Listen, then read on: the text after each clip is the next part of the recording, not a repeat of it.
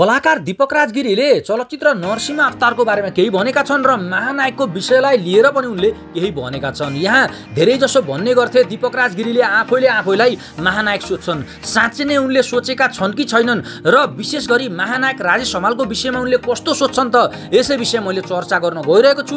उनले सामाजिक सञ्जालमा लेखेको स्ट्याटस जस्ताको तस्तै पढेर तपाईहरुलाई सुनाउन गइरहेको छु। उनले आज मात्रै केही घण्टा अगाडि मात्रै आफ्नो अफिसियल फेसबुक पेज मार्फत केही भनेका छन् है। उनले भनेका छन् चलचित्रहरूलाई धेरै शुभकामना दियो, तर आज शुभकामना केही फरक छ।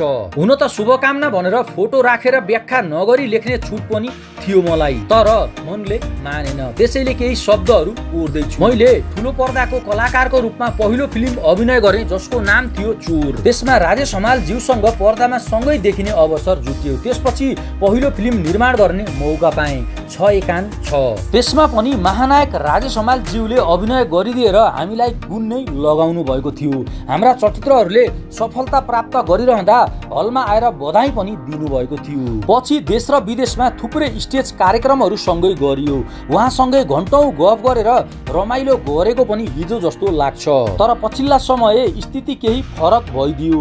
4 वर्ष अघि त्यो घटना सम्झन्छु, जुन बेला कोभिडको महामारी चलिरहेको थियो। त्यति बेला मेरो सहकर्मीले उहाँबाट यस्तो बेलामा अभिभावकत्व खोजिरहेको छ भन्ने आशयको अभिव्यक्ति दिँदा केही त्रुटि हुन गएको, जसलाई सञ्जालले यसरी ट्विस्ट गरिदियो कि उहाँलाई जनताले दिएको पदवी माथि नै आपत्ति छ अथवा दाबी नै छ भन्ने भ्रम निर्माण भइदियो, जुन आफैमा त्यो लाग्दो अपत्यारिलो र असहज थियो।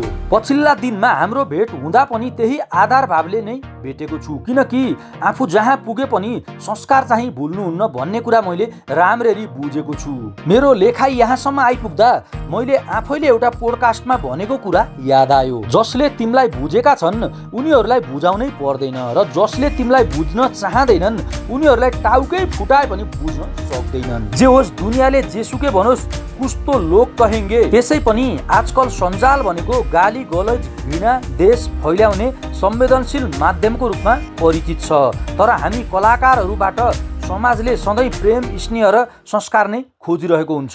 त्यसैले आज सही समय आएको छ पुनः एकपल्ट त्यो संस्कार प्रदर्शन गर्ने। 8 वर्षपछि रजत पटमा आफ्नो चलचित्र लिएर फर्कनु भएका आदरणीय महानायक राजेश हमाल दाइलाई चलचित्र नरसिंह अवतारको धेरै धेरै शुभकामना।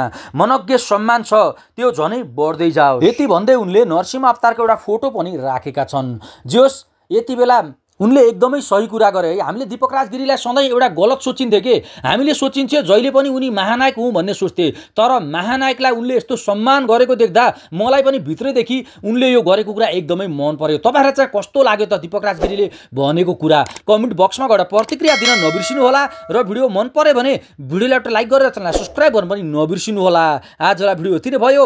अब फेरि अर्को नयाँ धमाका भिडियोका साथमा उपस्थित हुने नै छौँ। तबसम्मका लागि नमस्ते, बाइ बाइ।